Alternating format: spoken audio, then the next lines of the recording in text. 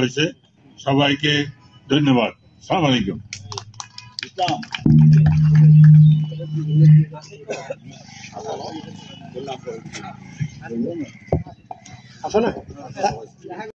শুনছেন শিরোনাম, এবার বিস্তারিত।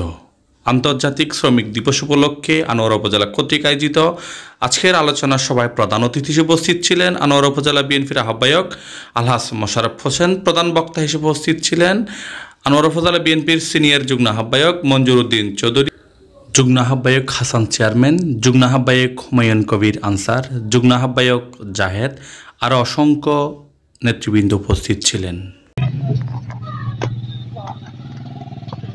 আমাদের মধ্যে উপস্থিত আছেন 1213 ছাত্র